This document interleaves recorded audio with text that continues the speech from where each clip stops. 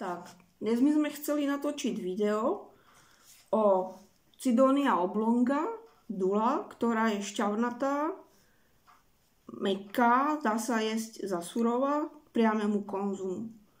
Táto dula spadla na zem niekedy v októbri.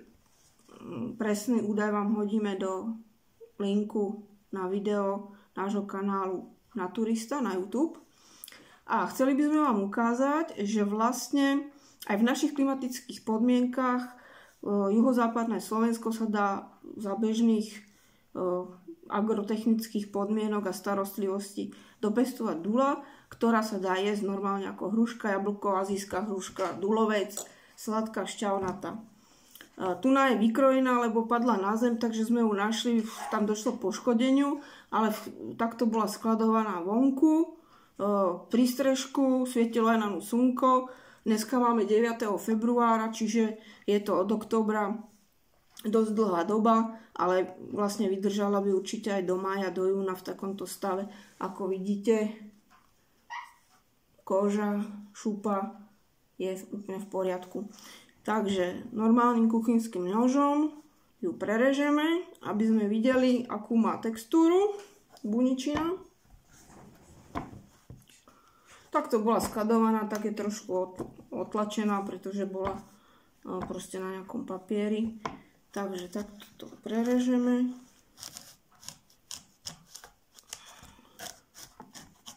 Je to odroda No Name. Kupovaná bola ako jedna odroda, ale určite to není tá odroda, ako sme ju kupovali, takže nebudeme ani hovoriť, aká je to odroda. Proste je to No Name odroda.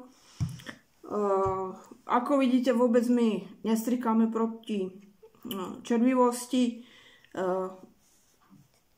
v podstate proti obalovaču jablčnému vôbec, takže ako vidíme, že je to napadnuté, krásne vonia teda. Toto vykrojíme.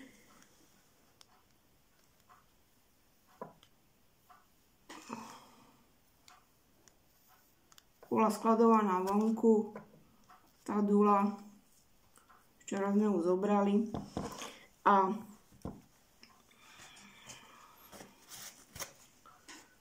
váži okolo 350 gramov a normálne vidíme, že je mäkká. Pozrite sa. Ešte dneska z nej ide, je to vidieť trochu? Ide z nej šťava a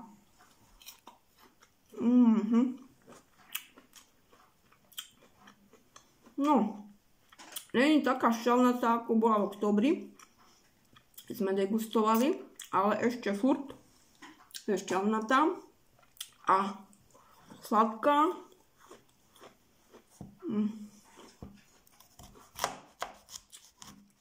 Chrunkavá ako azijská hruška, pretože stále vychádzajú nezmyselné, bludné, demagogické články v Čechách aj na Slovensku, že duly sa nedajú jesť surové.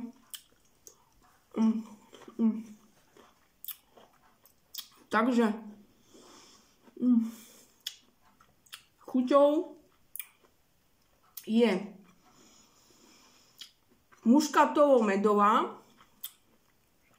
chuťovou a šťavnatá je ako normálne jablko. A mäkká je mäkšia ako bežné slovenské jablko. Neviem, ako to ukázať, ale proste je to mäkúčké. Aj pre seniorov. Asi takto. Je to tam vidieť na tom zábere? No, trošku len. Ešte. Takto. To len v rýchlosti točíme video. No, dobre. Pretože, ako vidíte, že je to mäkké, má jemnú textúru. Není vôbec drevnatá. Ako hovorím, no, podobá sa to Serbian Gold, srbskému zlatu. Ale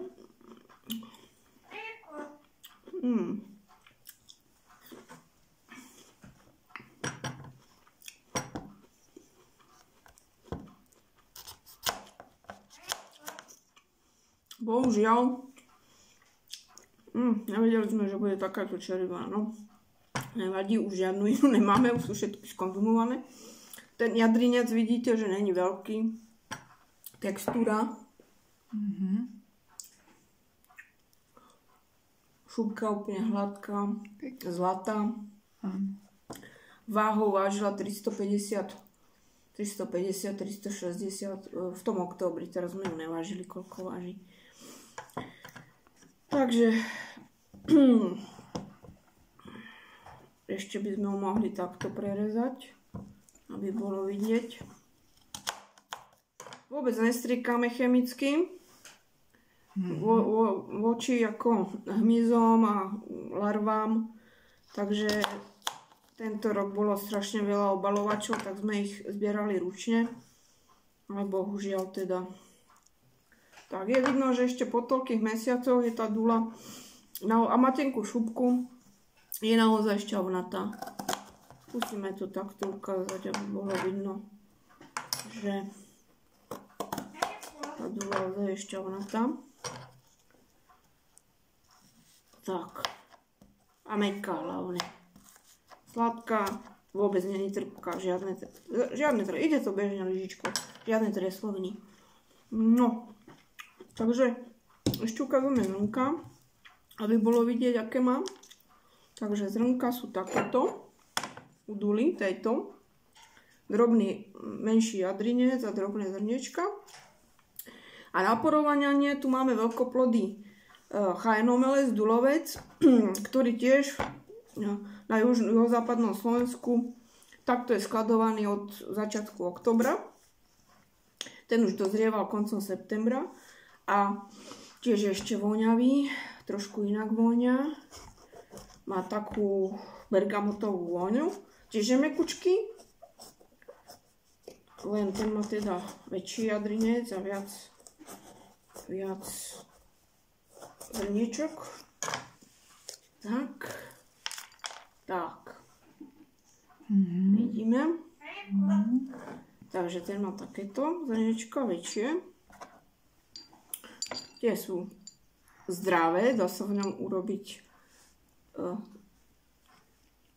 odvar z toho, z jadierok dulovca aj z jadier dule. Tak, teraz vidíte, že je mekučky tiež. Skladovaný bol takisto vedľa tej dule a vonku na prístrežku.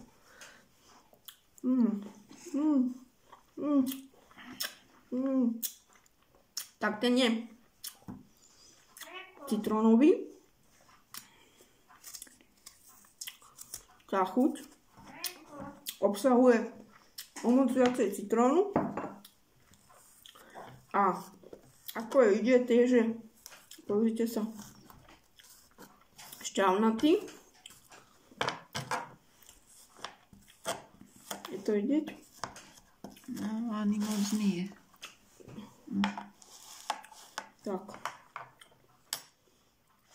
A textúra.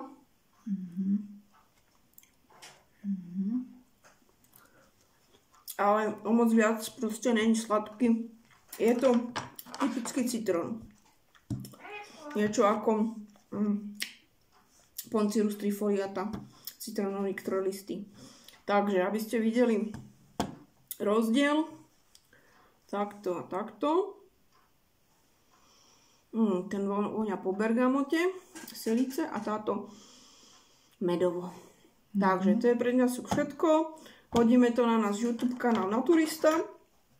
Dneska je 9. februára, čiže úroda aj z jesene. Stále skladovateľná, ani vôbec hnila. Ďakujeme za pozornosť a majte sa krásne. Áno.